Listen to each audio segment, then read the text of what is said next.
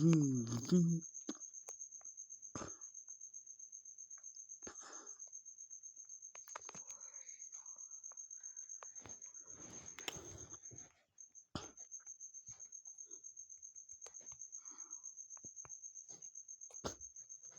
ย้ายปกหน้า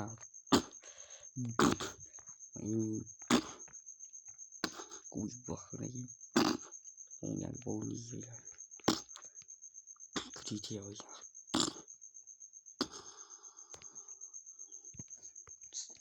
สู้กะ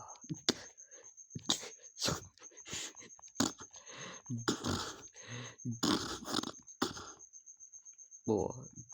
ตัวคุยนำเฉยๆว่าเป็นบ้าบ่อยากกินเสียง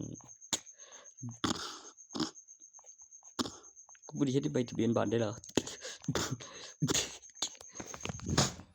มันยังไงเนี่ยฮะกูได้ในใบทะเบียนบ้านเดียวกันมีซื้อกันได้ล่ะมึงก็นอนบ้านมึงกูก็นอนบ้านกูมีของจรโอ้ยบ่หรืออิหยังก็เฮ็ดพร้อมกันสิดีบ่โอ้แปลกดีเฮ็ดที่บ้านไปคือมีผู้หญิงกับผู้ชายบ่อีกูเกิดรุ่นเว้ยชูเองได้แม่นอยู่แล้วมาเฮ็ดในบ้านเจ็บใจเนาะกูฟังแล้วคิดเบิ่งอยู่ดิโง่มั่นใจนะโอ้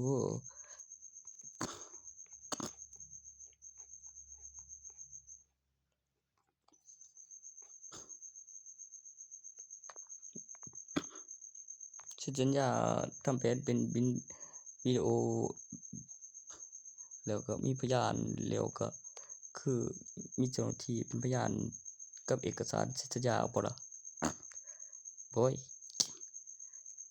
ตนบ่ได้เนาะบ่ก็คือว่าไว้เป็นพวกผู้สาวก็สิหยังว่า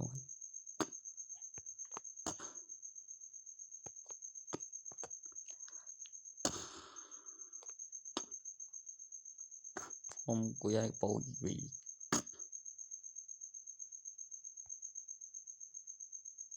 เอาเอกสารเช่น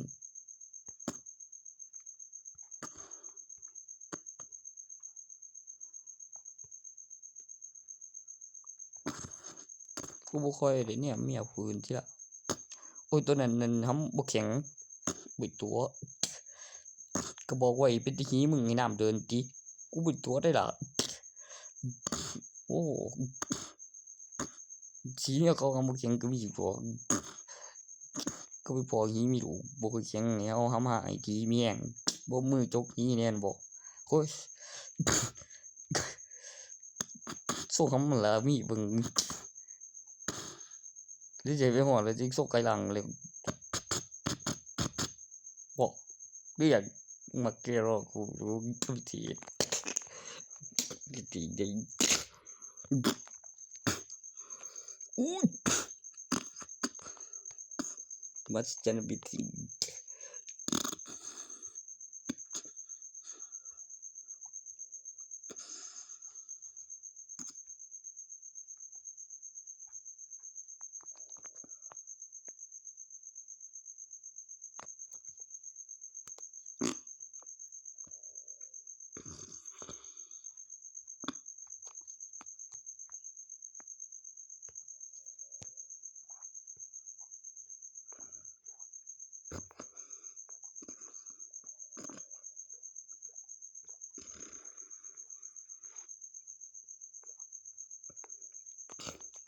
ฟิลิปอสกับอารมณ์ปาก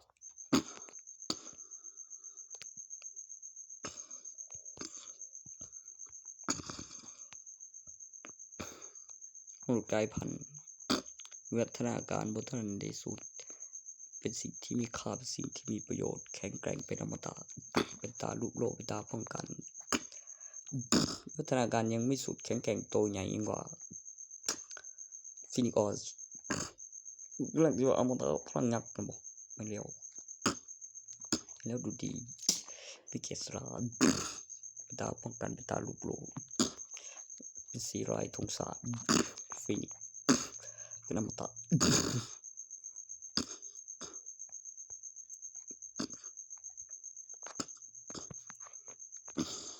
ต่อจากหัวค่ำบอก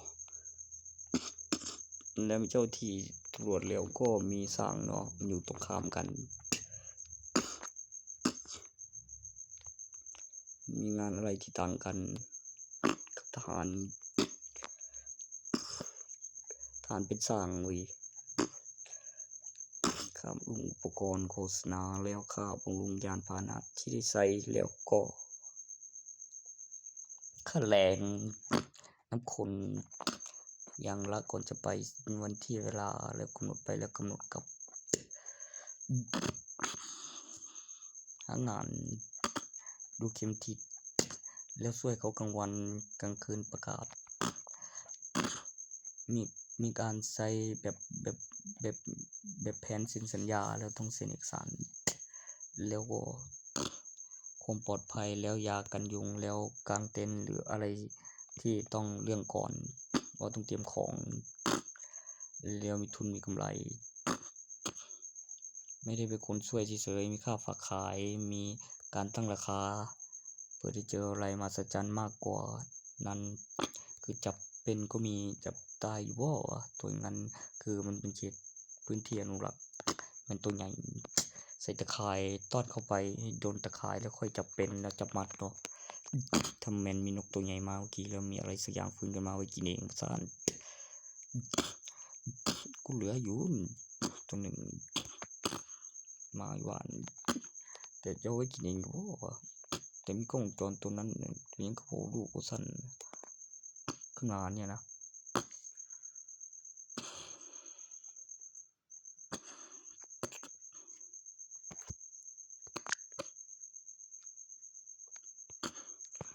บ้านสัน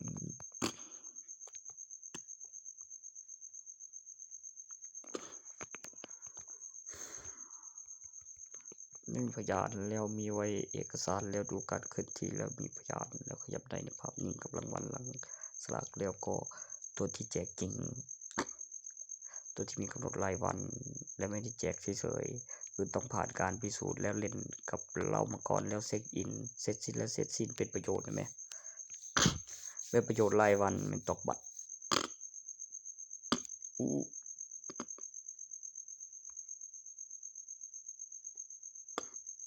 ตรงนี้แหละกู